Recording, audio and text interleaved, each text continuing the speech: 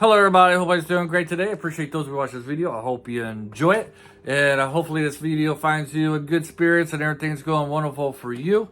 So let's get into this review. Abbott and Castello meets Frankenstein. The title is a little bit misleading because you also got the Wolfman and Dracula in this. And something I found interesting, and I'm not sure if it's true or not, but hopefully it still is. I'm not giving you false information, is that this is the last time that Dracula, the Wolfman, and Frankenstein would appear in a Universal movie. Now, there has been other Dracula and Wolfman, but I'm not really sure what company made them. But this is just what I found out here recently. This is actually the first time I saw this movie. And let me say, this comedy holds up very well. I was watching this with my 18-year-old son. And he had to go to sleep early because he had to get up early. But as he was watching it, he kept on, pushing the time to go to bed further for long because he's just loving the movie. He was laughing and he was just enjoying it. And I think this movie, the comedy in this movie, ages so well. It's because of the mannerisms of Costello in this. Like they're not over the top. You watch. Nothing against Jim Carrey. I love Jim Carrey, but if you ever watch a Jim Carrey movie, everything's like overacting, over exaggerated. That's what makes his comedy so funny. And this one, Costello, for the most part, he just does those subtle mannerisms, movements, like at the right time that makes the movie funny.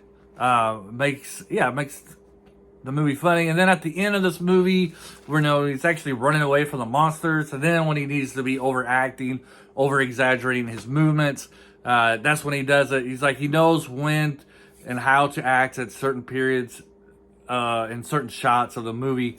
Makes him like a brilliant comedian in my point of view. So I really did enjoy it. I would like to watch more Abbott and Castello movies. So if I find some, I'll probably start watching them. This is actually probably the first Abbott and Castello movie I've seen, and I really did enjoy it. The plot is pretty simple. From what, it's just that they are like, they work for a museum. They're supposed to take care of these two caskets, and then the bodies are missing, and then they kind of have to, not really have to find them, but they're getting sued for losing these the bodies in these caskets for losing the exhibitions.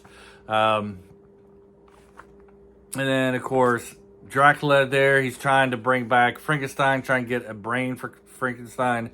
So he ends up running into Costello, trying to steal his mind. Pretty straightforward. And Costello is kind of like the ladies' man. At least he thinks he's a ladies' man, but the two women in his life are kind of using him. One's wanting to use him for the brain, and then you get the other one's kind of like the lawyer. Or did I get that reversed?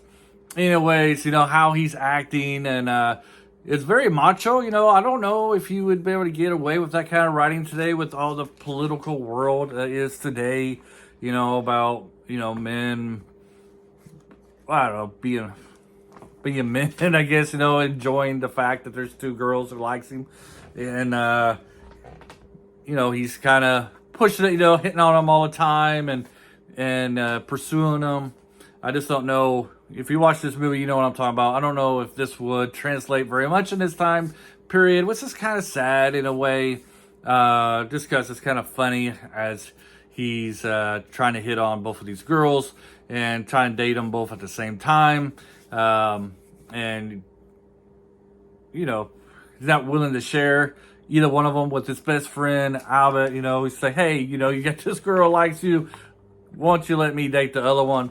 That little love triangle, I guess. It's not really a love triangle because there's really no love going on between the three, but with Costello, he thinks there is.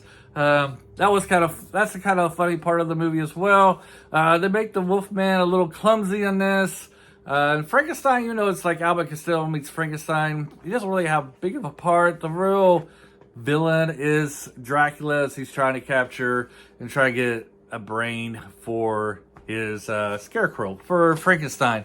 I would highly recommend this one. It's a great comedy. I've never seen it before.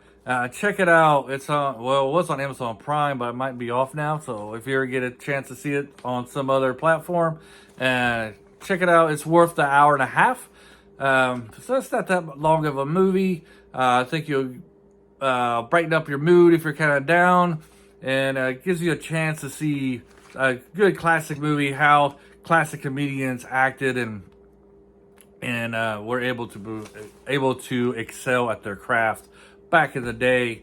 So hopefully you enjoyed this review. Leave some comments below. What do you think about Abbott and Castello meets Frankenstein? Hopefully you enjoyed this review. Have a great day, and hopefully you'll see me, and I'll read your comments in a future video. Bye.